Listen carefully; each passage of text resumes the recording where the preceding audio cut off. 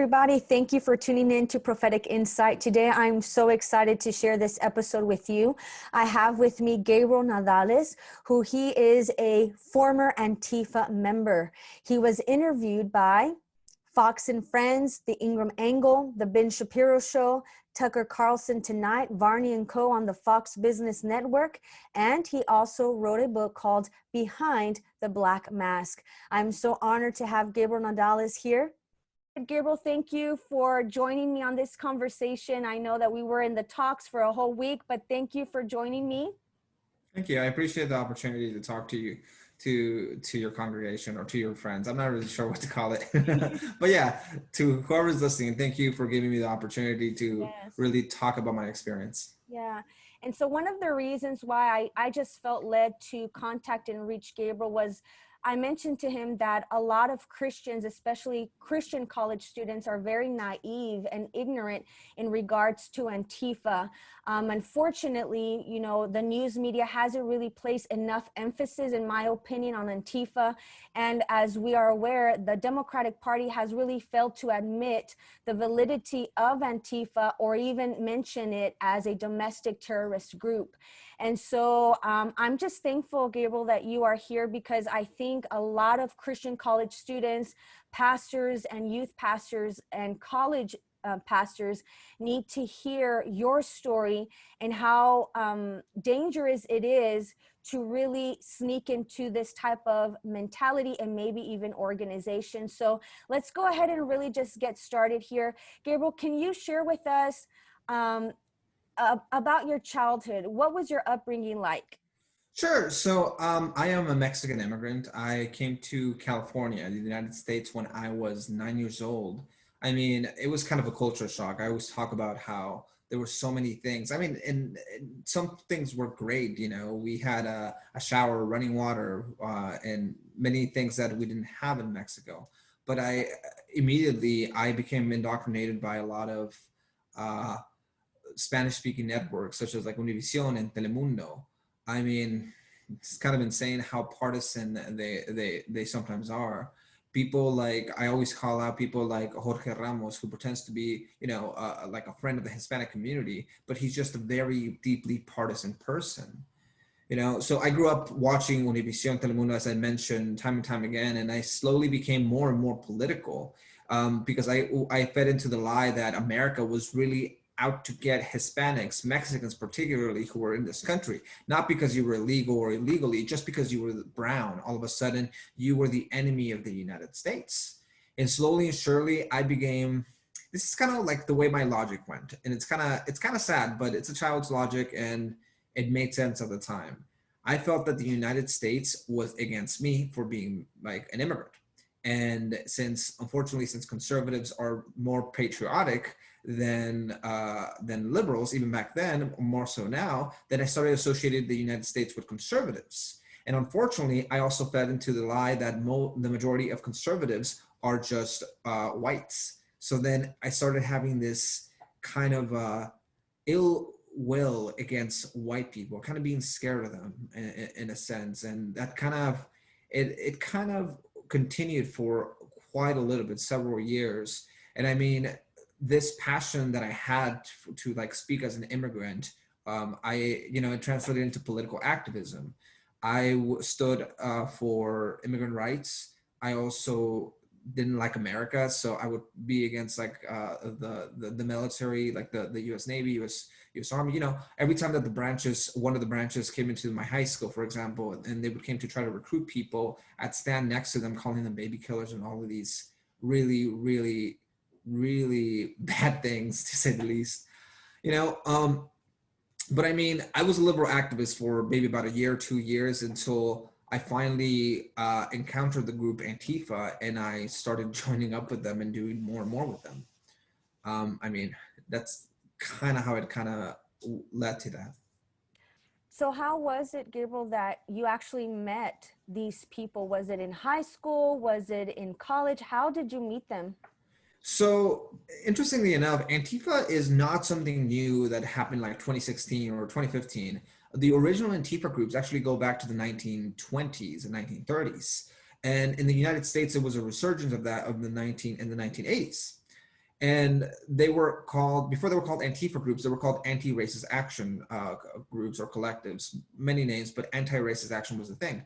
And the ARA used to travel a lot with punk music groups, and they would go out and they would go beat up neo-Nazis, like actual neo-Nazis, not just random people they call neo-Nazis. That kind of translated after a couple of decades, in 3 decades actually, in 2010, 2011, there were still some remnants of that. And I was very deeply involved with like punk culture, punk music. I would go to shows, and kind of that's kind of where I first heard about Antifa and the anti-racist action. But I remember in 2011 where I saw that there was going to be a bunch of neo-Nazis in my community, which is maybe about 10 minutes from where I lived in a city called Claremont, California. And the National Socialist Movement, which is a neo-Nazi group, they showed up, you know, with the whole Nazi regalia, like skinheads. Just, I couldn't believe that there was actual Nazis in present life and today, especially in America. So I showed up, and having known a little bit about Antifa, I showed up in the Black Bloc. Now, for those of you who don't know, the Black Bloc is when you're dressed all in black and you have a bandana, hoodie, the whole 9 yards, in order to conceal your identity. Well, as soon as I got there, I met other people who were also dressed in the Black Bloc, and I linked up with them. They told me a little bit more about the history of the ARA, which I kind of told you guys a little bit about today. And after the event, then they invited me to go to other things. I mean, I was invited to go to the anarchist book fairs, which were later that year, both in Los Angeles, and the next year in Orange County, which they're kind of separated, or whatever. And I started making more and more contacts. A lot of them were, they were just, you know, more and more anarchists and communists and socialists that they were all involved within this anarchist collective, anarchist movement, and the Antifa movement. And while at first glance you would think, well, you know, Antifa, you know, they're trying to protest against neo-Nazis. That should be a good thing, you know. Well, that's kind of what drew me in. But then slowly and surely, it wasn't just Nazis. It became evident to me that Antifa and Antifa and some of these radical leftists, they don't just oppose extreme right-wing extremism. They oppose anybody who disagrees with them. I remember in high school, for example, I started learning a lot more about free market economics. You know, I was pretty young when I did all this stuff, and I found that pretty interesting. Ideas by Thomas Sowell and Milton Friedman.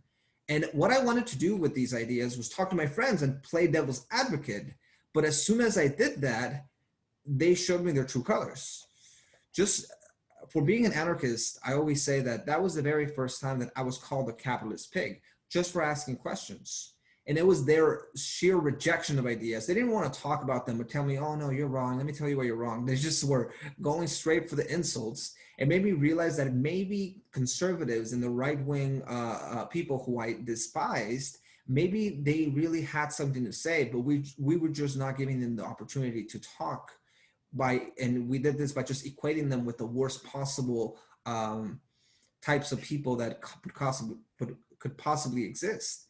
So that's why I decided to start searching for conservatives. So how long were you involved in this group?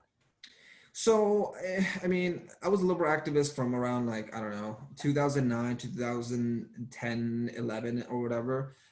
It was sometime around March in Claremont, California, where I realized that the first time I did something with Antifa, and I was involved in Hollywood, LA, Riverside, just all throughout Southern California, with, you know, animal rights protests and anti-capitalist protests, just like a lot of different things that you may be thinking of.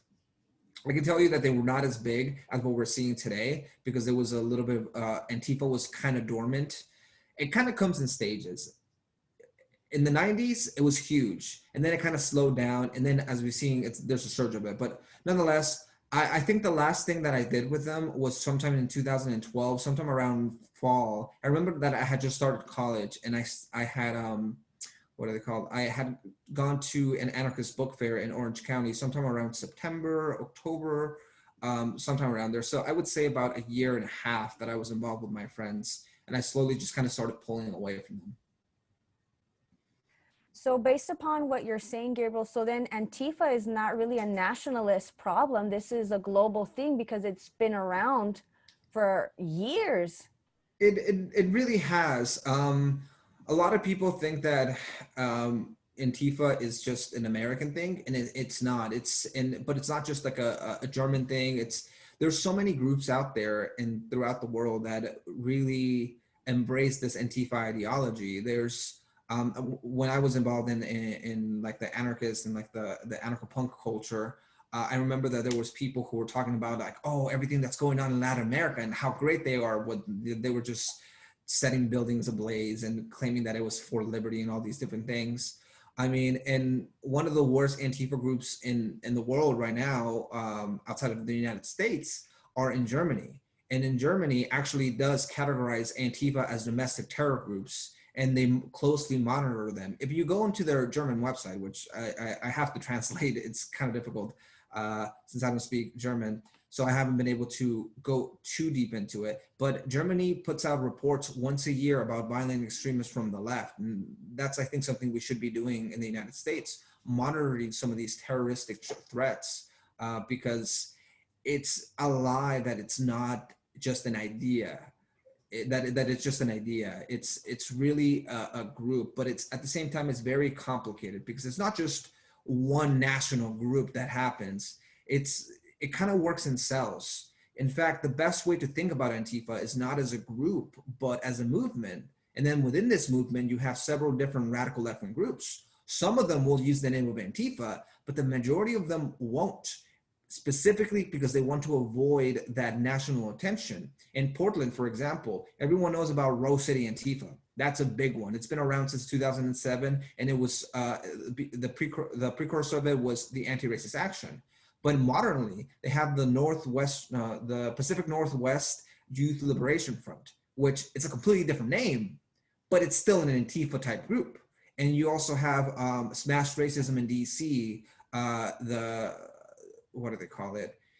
Certain chapters of the Black Lives Matter movement, like so many chapters. The name of Antifa is not necessarily important as much as the way that these groups organize. And there's some key tenets to it. Number one, the majority of them, if not all of them, are anarchist or communist or socialist supporting groups. And then two, they're willing to really use violence to get their way. And I mean, that's not to say that all anarchist groups or like radical leftist groups are Antifa groups, because there's plenty of, will you say, philosophical anarchists, who are proposing these ideas. But what really makes Antifa type groups different is that they're not just talking about theories. They're not just trying to convince people to join their anarchist cause. They're trying to intimidate people who they disagree with their ideas and use violence. And that's really what at the heart of what anti-fascist activism is. What is their belief? I guess that's my question. Sure, but I mean, everybody wants to say that if you ask any Antifa supporter, like, what are you after? And they'll say, fascism, we're here to fight fascists. But then you ask them what fascist is, and it's such a broad definition. I mean, the majority of people will think fascism are like Nazi Germany, fascist Italy, Venezuela, North Korea, some of that's those countries. But whenever you ask them truly to define what fascism, or to give you an example of who is a fascist, they're often describing you either capitalism or people who support President Trump or just general conservatives. It's a very, very clean line for them. If you don't support some of these radical left-wing proposals, all of a sudden you're a fascist. A lot of people think that Antifa is pro-Democratic Party. They're not. In fact, in a few weeks ago, I think it was either the Washington or the Portland Antifa, but they had a banner that said, "We don't want Biden, we want revenge," with a lot of different signs. Antifa is not pro-democracy. It is it's an illiberal movement that's aimed at destroying the American way of life. And when I'm talking about the American way of life, I'm talking about freedom of speech, democracy, and free market capitalism. Well, to be honest, Gabriel, that sounds more like a communist organization, because that's what communism is all about. In some ways it can be, and it's not. But I mean, communism is definitely a radical left-wing group. and from my time, I remember I was never a socialist and I was never a communist. I was always considered myself an anarchist. And I remember meeting a couple of communists and socialists among our chapters, or not chapters, or among our circles. And I remember that we're thinking, oh, they're kind of crazy, you know, they're they still believe in the state. And it's not necessarily that it was communist, but we tolerated their beliefs because at the very least they weren't capitalists. And in terms of that, though, I think there is a lot of I think it's a little bit not unfair. It's misunderstanding Antifa if you just call them communists, because they're much different than communists. If they were communist groups, it'd be one thing. Because throughout history, we've seen communist groups actually organize in the same way as other groups. They have a hierarchy, they have leadership, but Antifa groups don't have that. They do adhere more to the anarchist side of like having no leaders, and that's actually what makes them a little bit more difficult. Because when you take down a communist leader, either by arresting them for perpetuating crimes, you know, or whatever, then all of a sudden the organization is in disarray. But with Antifa groups, since they don't have a strict leadership, it becomes much more difficult, because you take one out, or figuratively, not meaning killingly, say somebody commits an act of a criminal act, you arrest them, then everybody else is just like, okay, that wasn't necessarily the leader. So they spread out the power, and it's actually very strategic the way they do it. Instead, they have like leaders in the terms of like, it's not, they're not set in stone. But that being said, there are certain people who are more have more influence over the groups than others. Certain professors, I know that there's I just found out about this professor in Portland State University who is actually one of the, on his spare time, he actually trains Rose City Antifa in philosophy and like a lot of different things, you know. That would be more of like a leader, but at the same time, he's not a traditional leader. So it is a little bit different between communists and some of these Antifa groups. It's the leadership or the power is more spread out. So when you were part of this organization, were you guys behind a lot of the protests and the riots? And if you were you guys trained how to go about these riots and protests? And were you guys paid? As you know, we were seeing stuff on social media, you know, how some of these Antifa members were paid in order to instigate people to start fighting and arguing.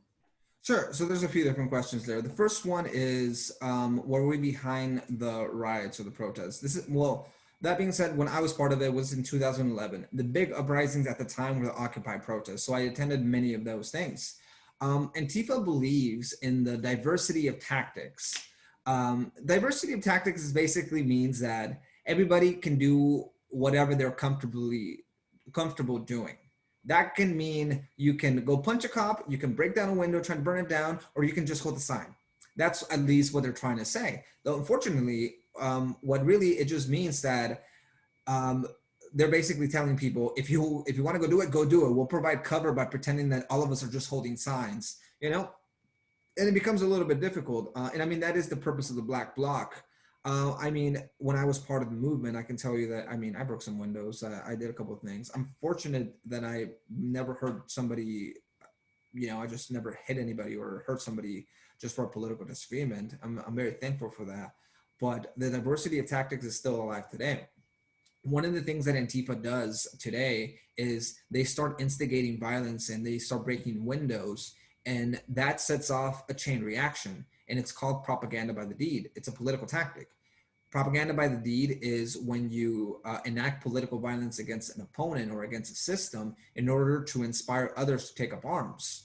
Well, when Antifa starts breaking some windows, regular people who are not necessarily involved with Antifa, they'll start doing it because it's kind of a mob mentality or kind of follow the leader. And the unfortunate thing about that is then the law enforcement will start arresting everybody. And then they'll say, well, the majority of these people aren't even involved with Antifa. It wasn't Antifa. Well, guess what? Yeah, they weren't. But Antifa started the riots. It just got away with it by stopping and continuing the rest of the communities to burn down the entire, their own cities. And the last thing that I say about funding, you know, I never got paid for any things that I did. And I don't know that anybody out there is getting paid to instigate violence. I'm sure that there's Antifa funding, and sometimes you will see that some groups do get funding for either legal defense funds. I mean, one of the prominent examples I give is Alexandria Ocasio-Cortez was inviting people to donate to the Unicorn Riot. The Unicorn Riot is a far left website that promotes Antifa beliefs and Antifa ideology, and you know, so that's funding. That being said, people are not being paid solely to be disruptors. And that's actually more dangerous because it reveals the fact that some people, really partisan left-wing activists actually believe what they're preaching. To them, it's not about money. It's not like it's not a job for them that like they get money and all of a sudden they pay for groceries, they pay for rent. If they're getting any money, it's just to make things by, but they truly care about the ideology. And that ideology is to try to bring down capitalism. They don't really care about the money. And that's even more dangerous because if they were getting paid, well, we could just pay them to not do that. But that's not the case. Yeah, I think like you said, I think that there are some organizations out there outside, you know, that are funding the riots and the destruction. And so, Gabriel, how are you seeing that these beliefs of Antifa are seeping into the college age students? Yeah, it's kind of interesting the way we've been seeing that. There's been college campuses historically for the last say 100 years have been liberal, and everybody understands this. But up to a couple of decades ago, they weren't extreme leftists like they are now. And over the last say decade or so, especially I've been an activist for about a decade, I've been noticing this trend where it's not just liberal disagreements, it's just a lot of professors are not just telling you I'm a liberal, but you know, go ahead and say what you have to say. It's a debate or whatever. They'll use their power to try to belittle conservative thought. And I mean, it's really difficult. And I did an interview not long ago, and they asked me what is the most dangerous idea, or like, what is the most dangerous thing in the world right now? And I told them it's critical theory. Critical theory is something that a lot of people don't understand, and really they should get more into, because it is a rejection of the Enlightenment era. They don't believe in objective truth. If you talk to them about science and you say, well, look, science, these are facts, and I'm not making this up, they will legitimately say, well, science is just a made up to understand the way the world is, but outside of the human mind, it doesn't really exist. And that will be their entire argument for everything. Gender, they'll say, gender, there's not really a boy and a girl. That's just the way society, and they'll often say the patriarchal society organized them to try to keep women down. And they put a great emphasis on power. And it's an incredibly dangerous ideology, because then it rejects everything good about the Enlightenment era. Freedom of religion, freedom of speech, the idea that anybody could be born and make a life for themselves, especially in the United States. It rejects that, and it starts putting things into a structure of power. And then when you start putting things in power, then you have the evil people and then the good people. And if you are in power, you're more than likely one of those bad people who should be torn down. It's a very us versus them mentality. And again, I am not making it up when they say that science does not exist. There's a professor in Utah, I forget what university, but it's a public school, cool. You can even Google it. Everybody who goes says, and they Google it. He actually said that outer space, like space where the moon and the space, everything is, that it's not real, and that it's just a projection of white fantasies. It's just like, what? You know, I'm not making this up. And then there's this professor recently. He just actually created a map. I saw this on USA Today. I forget, or was it? I think it was USA Today. USA Today. He created a map of universities that are teaching critical theory, and he counted 202 universities. And I think that he is missing many, many more, because even my school, when I went to school in Citrus College, which is a community college out in California, well, they were teaching critical theory. I remember sitting through those lectures. That's not listed. So it's being taught almost everywhere, and it is an incredibly dangerous ideology. And Yeah, that's actually why we're seeing kind of the uprising of like Antifa groups, especially on college campuses, because the critical theory kind of reinforces that idea that Antifa believe of rejecting freedom of speech and freedom of religion. If they're trying to equate anybody in power, they must be a fascist who should be brought down. So, Gabriel, so why do you think that the news media has really failed to really emphasize and really look into depth into Antifa and its belief systems? And why do you think the Democratic Party has really failed to validify that Antifa is real and that it should be categorized as a domestic terrorist group? Yeah, well, about 4 years ago, maybe closer to five now, the mainstream media and Antifa signed a soft alliance in their shared opposition to President Trump. And Antifa would go ahead and they would ask the questions, well, is it okay to punch a Nazi? And then the mainstream media would ponder on that. It's like, yeah, like Nazis are bad people. And then Antifa would go out and do it. And all of a sudden they started crossing that line of political violence. And the mainstream media, unfortunately, the left-wing mainstream media kept making excuses for Antifa, saying that they were fighting for racial justice, Black Lives Matter were supporting them. They didn't realize that Antifa wasn't just like an anti-Trump movement, that it had a very rich tradition of anti-liberal beliefs. In fact, the first Antifa group, which is the Anti-Fascist Action in German, Antifaschiste Aktion, something like that in German, they were not even fighting Nazis at the time. Before Hitler rose to power, they would even team up with the Nazi Party to fight against the Social Democratic Party, because Antifa has always been an opportunist movement to fight against those who are in power, calling them fascists, and they will use the mainstream media in order to get their message across. But Antifa would betray many on the mainstream left in a heartbeat if it got the chance or opportunity to do so. And unfortunately, there's many Democratic people, many in the mainstream media, who just don't realize how dangerous Antifa is. They think that it's a good thing, but slowly, if you've noticed, Antifa is not even being discussed at all anymore, because now Antifa is attacking Democratic outposts. I mean, you had an office, I think in Washington. I always forget the name of cities, but in Washington, and Antifa group was tearing down the Democratic campaign offices with Joe Biden and Kamala Harris's, signs. And again, the sign that I mentioned earlier, we don't want Biden, we want revenge. And the left-wing media is just kind of ignoring it. But it's kind of difficult to do that now because they legitimized Antifa for 4 years.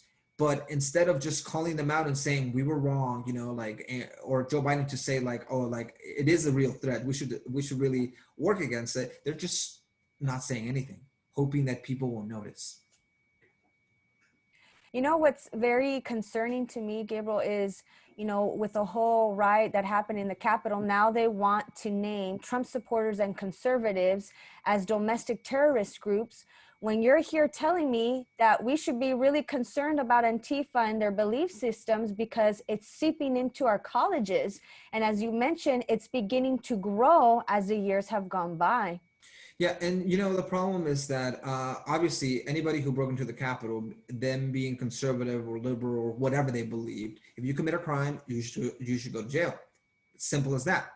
That being said, we have to really look at what spurred that action, and there's many contributing factors of why some of these extremist people felt the necessity to go into the Capitol. And I was speaking to journalist Andy No.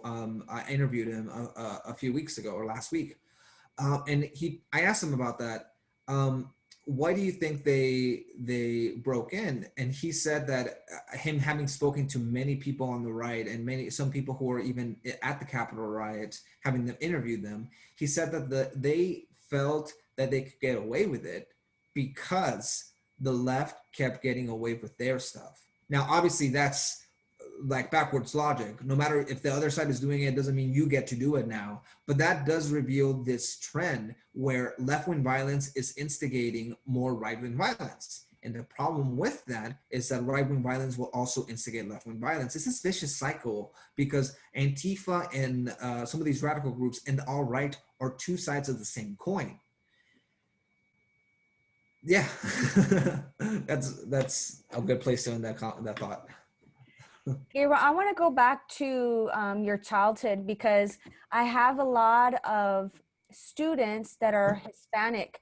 And when you said that you grew up, listening to Univision and Jorge Ramos, and you shared how you had a mentality, how America was trying to minimize the Hispanics, giving you guys the bad jobs and minimum wages, that spark like I can compare and relate to that because for the longest time I grew up believing that the white American, right, would minimize the Hispanic people, the Mexican people, because we're poor, because we are unintelligent, because we are immigrants.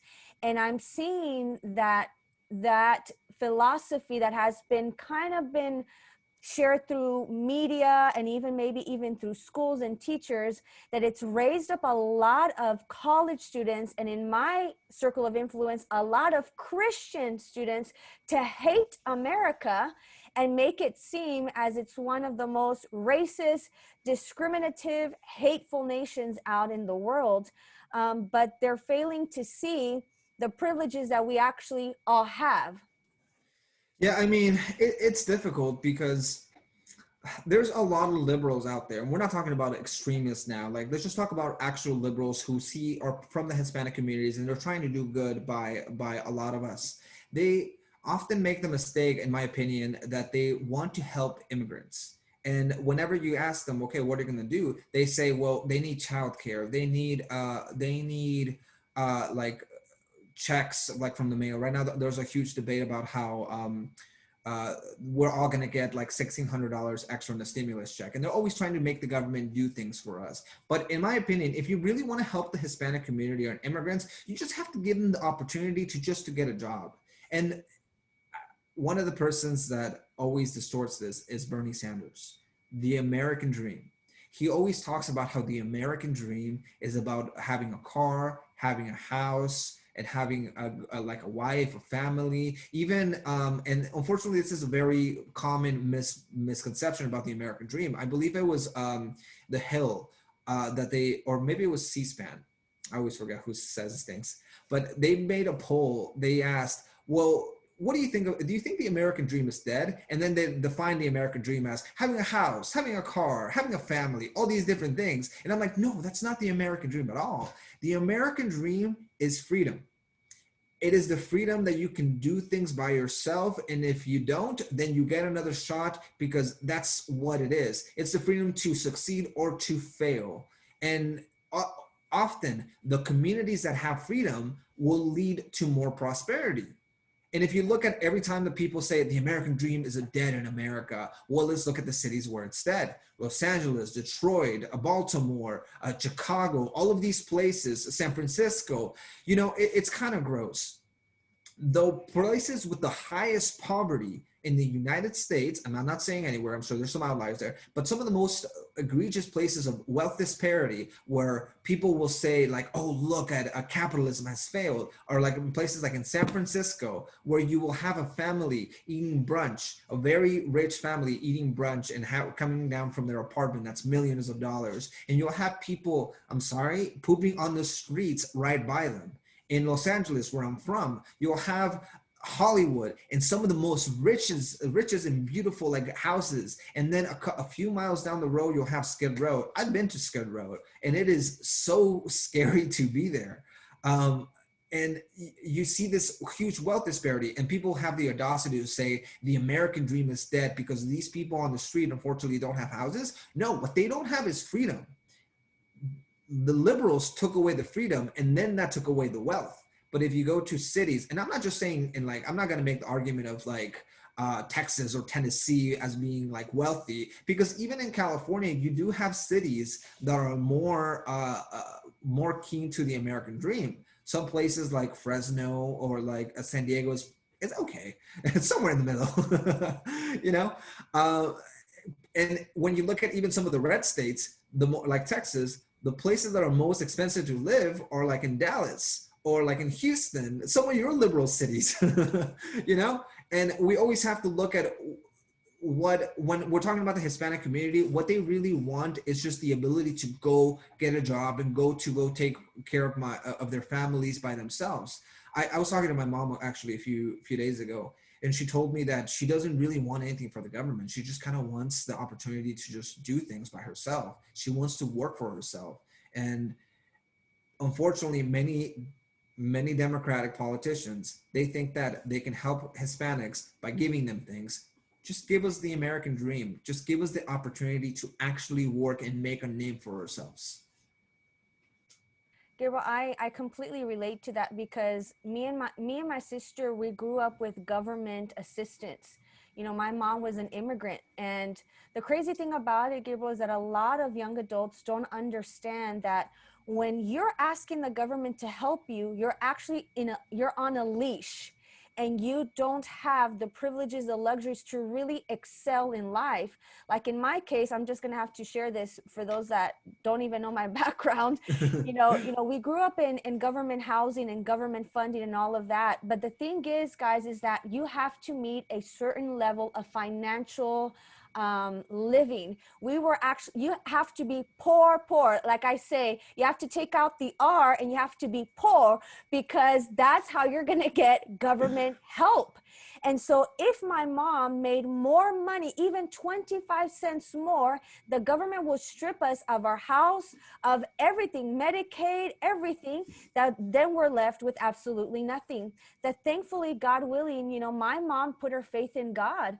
And she said, you know what? I'm tired of living poor. We're living in a very, limited lifestyle that you can't even own your own house. You can't go on vacation because they have you under your thumb. And so eventually my mom said, Lord, I'm putting my trust in you. And she started working her butt off, that she made her own business. She broke free from the system. And look, we're seeing the American dream is alive and well, and we don't need more government assistance. Like you said, we just need the opportunity to go out and do what we desire and dream of doing, because everyone here in America has that privilege. Yeah, and I think I may be misquoting because I am horrible with like proper names, but I think it was President Reagan who said that Democrats often judge the success of a welfare program by the amount of people it helps, but Republicans often share the success or see the success in how many people are leaving these welfare programs. Unfortunately, so many people, especially in Hispanic communities, that I've been privy to some of the conversations like that. Thankful, yeah, I was homeless for a while with my parents, more of like couch surfers, if you will. But I can tell you that there are so many people who they're afraid to go out and succeed because they're uncertain of like the government taking away the privilege or not the welfare. They're living in a comfortable position, or comfortable as poor can be, really. And they're afraid to go get a higher paying job because then that's going to get away, and that's a sure thing. But once you take away the government, then people are like, you know what? It's out me for myself. I have to do something. And you will see that the vast majority of Hispanics and Mexicans, myself being Mexican, they will succeed. You just kind of have to take out that leash and unleash some of the potential in the Hispanic communities. And so it sounds to me that you're a conservative now, based Yeah. upon what you're sharing. Yeah, I definitely am. It's interesting. I always have conversations with my parents, and they're definitely more liberal than I am by any stretch of the imagination. But I think one of the things that my dad always taught me, and I think one of the reasons why I was able to leave like groups like Antifa, or movements like Antifa rather, is this idea that you should really question people and try to find out if some people are really truly what they're saying. Like, he doesn't like Univision or Telemundo either. I'm sure that a lot of people don't like Univision and Telemundo either. But the problem is that really there's really no other big alternative. There's local channels, like in Los Angeles, we have Canal 22, which I forget the name of the network and stuff. It's Spanish TV, but nationally, it's not like we have Fox and CNN.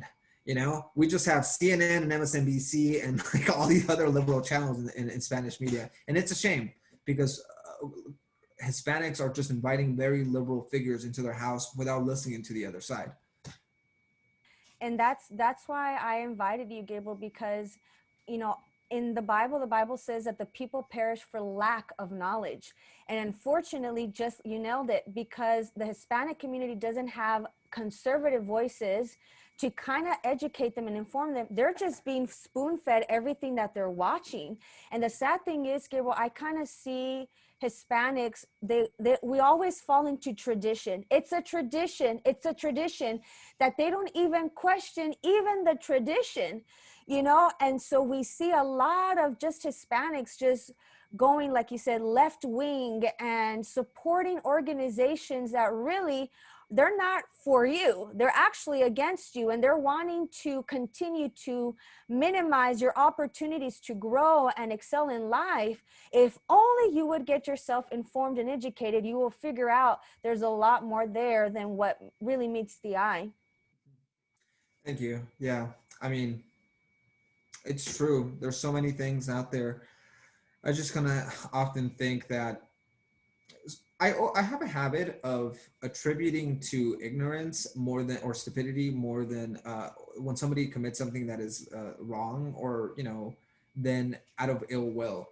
And there's a lot of people out there, like in what are they called, in some of these Spanish speaking networks, that if I were to talk to them, I'm sure that they truly care about the Hispanic community and they really want to see their people, our people, like succeed.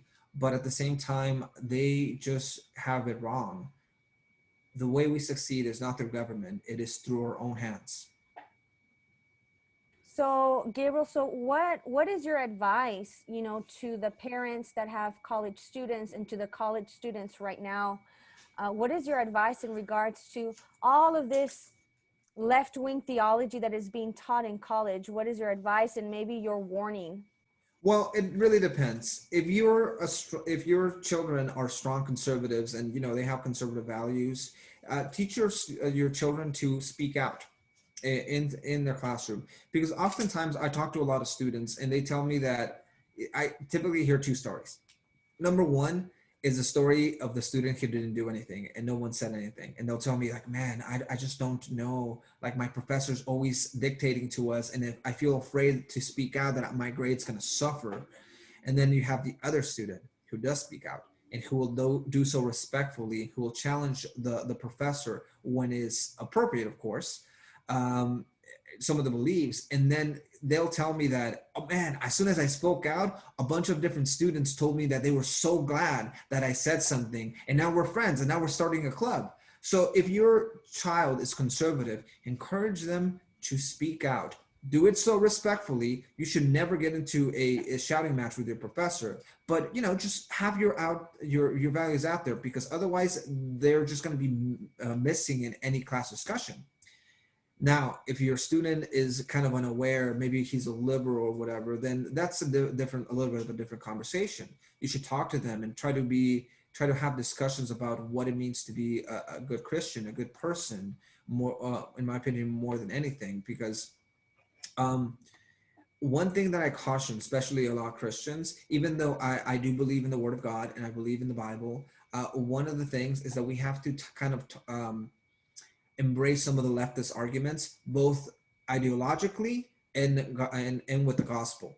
We have to have an answer, because God's word is so amazing that will have good responses. But we should not just rely in the Bible. It says this, because then a lot of leftists and some of the more intellectual people, they'll say, well, the Bible was written 2,000 years ago. What does it matter now? We have to be able to both embrace some of the challenges, both ideologically and through the gospels. And you know, we have to, whatever challenge that can be, talk to your children about how they can have those discussions from a conservative, a Christian, but more of what a good Christian would say and do, without having your source be the Bible. You should have both, in my opinion. And so with that, Gabriel, what is your advice to the pastors and the youth pastors and the college pastors? That here's one thing that I'm seeing, you know, as a church leader and as a church member, you know, my biggest concern is that I'm not seeing enough pastors, any pastors, you know, and I know there's some out there, but informing and educating the church of what is going on in our society. My perspective is that some Christians are so much in this Christian bubble that they're not getting themselves informed of what's going on, that when they face situations like this, they're left on, what do I do? What do I say? You know, or they fall a victim to what is going on and they just fall into the trap. So what is your advice? I actually spoke at this small little conference, maybe about 2 dozen pastors in California, and I'll give you the same advice I gave them. Read what a critical theory is and read how to combat it, because critical theory is going to be the death of Western beliefs in the Judeo-Christian tradition, as well as just freedom of thought in like the Enlightenment era.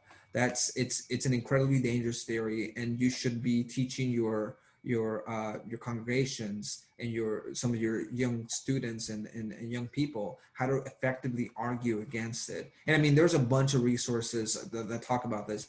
Critical theory and postmodernist theory are dangerous theories, and we should really look more into them to be able to argue against them. And the problem is that they're really complicated. That's one of the things that I will say. But you know, once you start having those discussions, you'll kind of see everything that's kind of happening, and how a lot of the big controversies are stemming from postmodernists and from critical theory beliefs. Are you able to just to briefly discuss what that is? Okay, postmodernism and critical theory, they're kind of separate, but they're kind of the same thing. They really started happening in the 1980s. And I mean, postmodernism, as I said a little bit ago, is a rejection of the Enlightenment era. You know, we have like different ages of beliefs throughout human history. Well, the Enlightenment era is the age of reason. Well, postmodernism rejects it, and it says that that logic doesn't really make sense, and it's just circular on itself. As I said, they'll say that science and biology isn't real, but that it is just the way that whites or that Western society decided to organize itself. Now, to be fair to postmodernist theory, they do make some good points, in my opinion, that they have. One of them is social constructionism. Social constructionism is the idea that there are certain things that only exist because humanity gave them meaning. One example they give is the color. Why is blue for boys and why is pink for girls? About 100 years ago, it was reversed. And they argue that it's only because humanity, or like human beings, they gave it that meaning. That being said, I don't think that logic can really be applied to other things like science. And it's interesting because we'll talk about the scientific theory, and they'll say, well, reject, if you put aside all the evidence, science is no different than some African scientific beliefs that think that they can cure people by slapping them on the head and stuff. I forget, there's an actual name for that kind of tradition and medicine. And then I remember when I was reading that article about it, and I was just like, well, duh, like science is all about evidence. You can't just say, ignore the evidence, you know? So that being said, it's I think it makes it makes a good point, but overall it's a rejection of that the age of reason. And it in a way, the way I see it is more relativism. They reject it. They say they're not more relativist, but it's basically empowers people to just live by their life. If you want to be a boy one day, or you want to be a girl, you want to be a man, or you want to be whatever, it's you, because it's gender is a social construct. It doesn't really exist. We just made it up and stuff. So and again, it requires a little bit more of a deep conversation about it, but that's it in a nutshell, if you will. So that's what you're saying, that those are the things that we need to look out for, because We do. yeah, Yeah. because We that's have to really look out for them. And I mean, there's plenty of books, and I've only been reading it about for about like 6 months now. I've been reading plenty of books on it because it's something that became very prominent in the last like 4 years. When I was in college, I kind of was introduced to it a little bit, and then after I left college, it just kind of exploded. And it's actually kind of interesting because I'm a millennial, but I almost missed it by like a year or two. And the reason I missed it, and since I missed it, I actually missed the whole critical theory explosion because Generation Z and the way that they were raised. This is a great book actually that I'm reading over here. It's by Jonathan Haidt. This is a book that I'm reading. It's Greg Lukianoff and Jonathan Haidt. They wrote a book called Coddling of the American Mind. I also very much recommend it. And they specifically say that people who were born in 1996 and onward, they have a different childhood than even mine, which is interesting and stuff. And that's why I kind of ignored it for a couple of years while I was working. And then I started seeing it everywhere. I'm like, I really need to get into this. And everybody else does too, I think. So Gabriel, what are your closing thoughts and maybe, yeah, what are your closing thoughts and maybe any remarks in regards to, the things that we're seeing in our nation? It's a little scary. And I said this in my last interview that I did. I kind of see a storm coming and things are going to get worse. And they really are. But that being said, it is darkest before the dawn.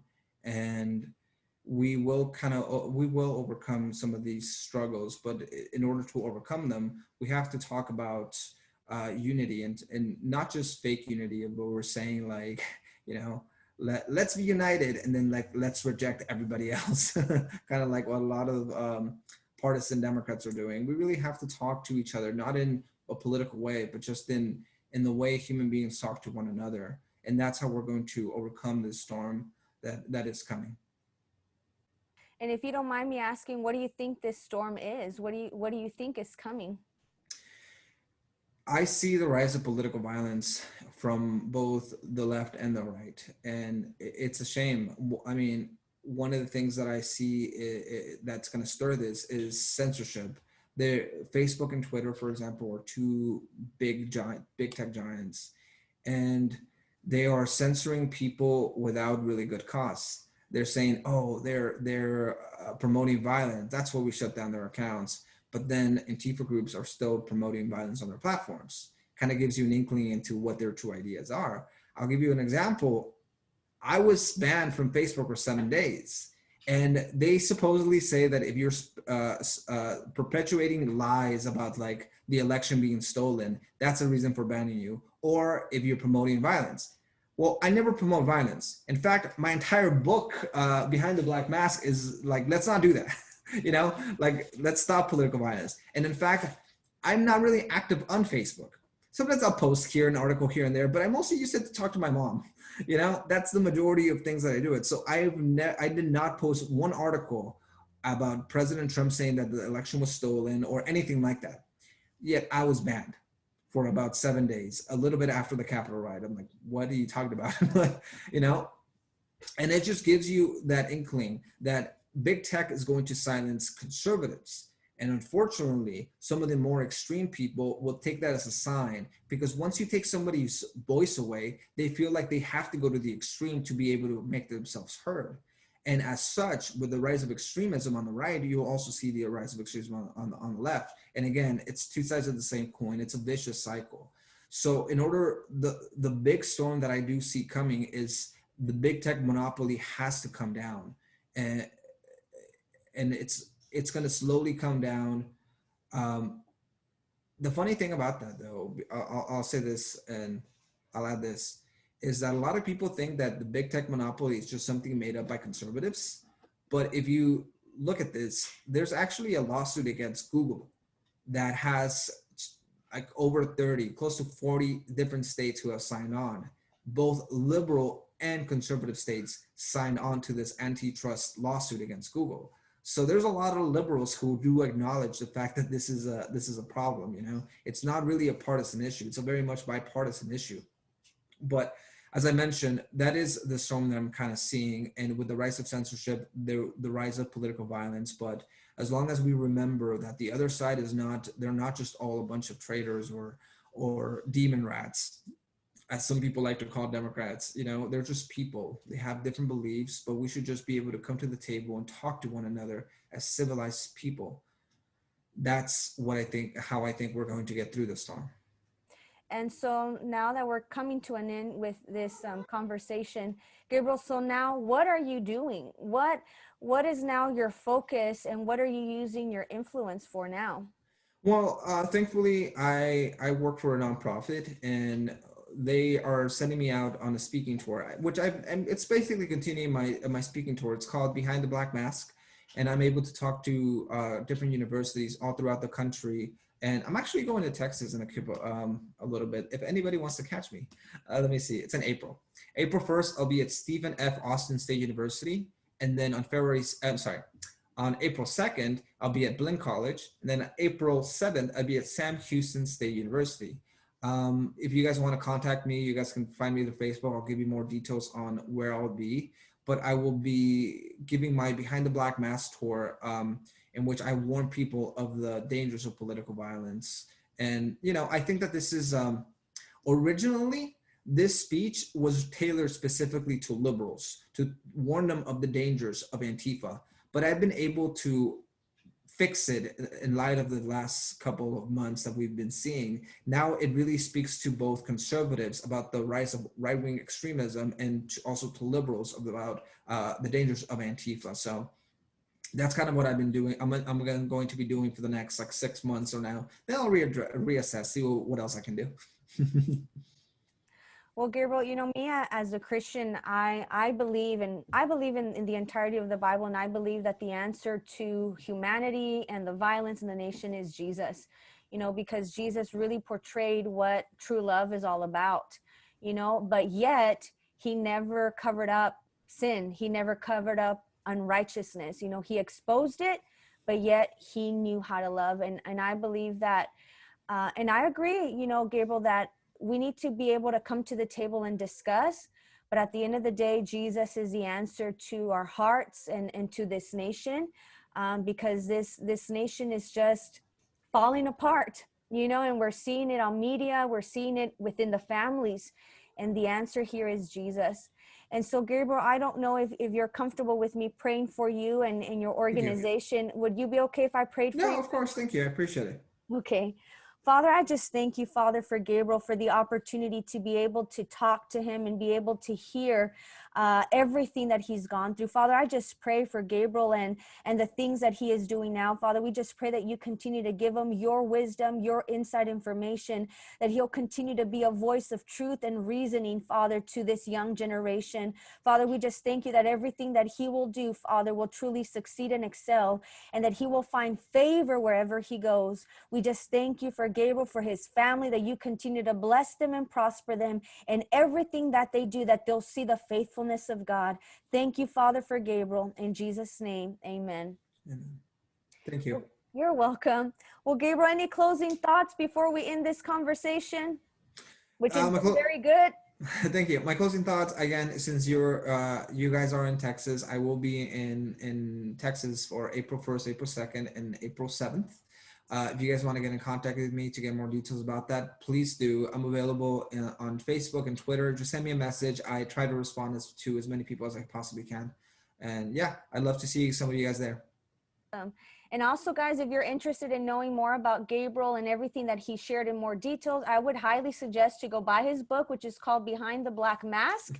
And you guys would be able to just get more information with Gabriel. But guys, thank you so much, Gabriel. Thank you again for taking the time to be here with me. I really appreciate it. It just means a lot to me. And so, guys, thank you again for joining me in this conversation with Gabriel Nadales. I pray that you guys have been truly enlightened, that your eyes have been open, and hopefully that you guys are now having that inclination that I need to do some research and learn, because the days require us to really, really know the truth and to really get informed, because the Bible says that the people perish for lack of knowledge, and we want to be vigilant and we want to be aware. So thank you guys for joining me, and we'll see you guys next time.